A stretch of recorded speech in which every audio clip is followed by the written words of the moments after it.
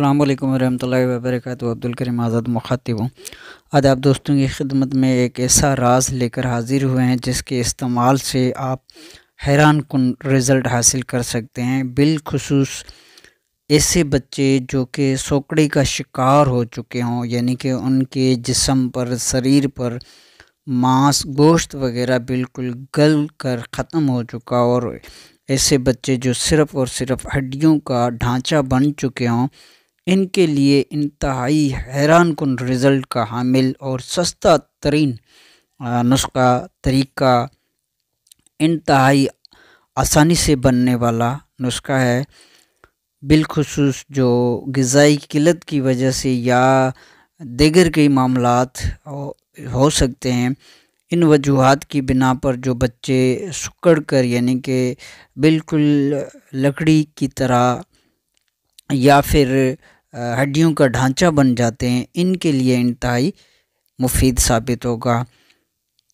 तो दो चीज़ें हैं सिर्फ़ ये हम इस वक्त दिखा रहे हैं। ये मगज़ रेठा है जो कि रेठे के बीज के अंदर यानी कि जो उसका स्याह बीज होता है उसको तोड़कर उसके दरमियान में से जो मगज़ निकलता है वो निकाला गया है। वो मगज़ लेना है एक हिस्सा, और दो हिस्सा इसमें मिश्री लेनी है। दोनों को अलग अलग बारीक करके फिर मिक्स कर लीजिएगा, बस दवाई तैयार है। यही इसका तरीका है। अलबत्ता बीज तोड़ने के लिए टेक्निक की ज़रूरत होती है। वैसे आम तौर पर अगर कोई ना भी समझे तो हावन दस्ते से इसको आसानी से तोड़ा जा सकता है। थोड़ी मेहनत लगेगी, लेकिन आम फ़र्द भी इसको आसानी के साथ तोड़कर मगज़ निकाल कर फिर इसके अंदर जो तिनके वगैरह हों मगज़ छिलके के ऊपर के, वो भी अलग अलग करके बिल्कुल साफ़ सुथरा करके सिर्फ मगज़ ही हो, जैसा कि हम दिखा रहे हैं। ये सिर्फ खालिस मगज़ है।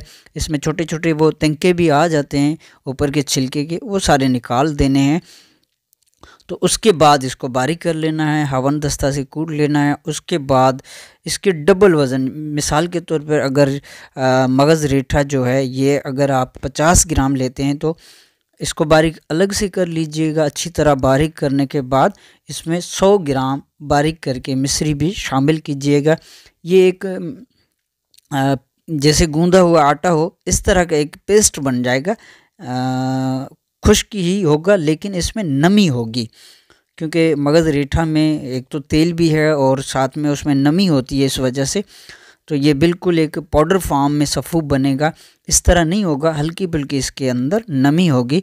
तो इस तरह दोनों अज्जा अलग अलग बारीक करके उसके बाद दोनों को मिक्स कर लीजिएगा। इसको अच्छी तरह मिक्स करना है। ख़ास तौर पर मगज़ रेठा को इतना कूट लेना है कि उसमें दान वगैरह या उसमें कोई ज़रात मगज़ के साबित ना हो, इतना इसको बारीक किया जाएगा।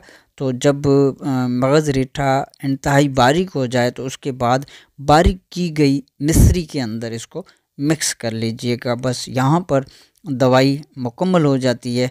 छोटे बच्चे जो हैं वो 1 रत्ती से लेकर 2 रत्ती, 3 रत्ती, 4 रत्ती तक मिकदार खुराक, अगर समझ में ना आए तो 1 चुटकी यानी कि रोज़ाना दिन में 3 मरतबा पानी के साथ इस्तेमाल कराएं। कम अज़ कम 15-20 दिन के बाद बच्चे की नशोनुमा बढ़ना शुरू हो जाएगी। गोश्त वगैरह उसके शरीर पर दोबारा बढ़ना शुरू हो जाएगा।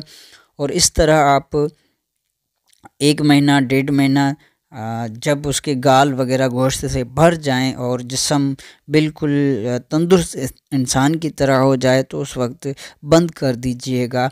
और दूसरी इसकी जो निशानी है, जब बिल्कुल ज़रूरत पूरी हो जाती है जिस्म में, तो ऐसे बच्चे या ऐसे अफराद, बिलखुसूस ये छोटे बच्चों से लेकर बड़ों तक के लिए इंतहाई मुफीद है।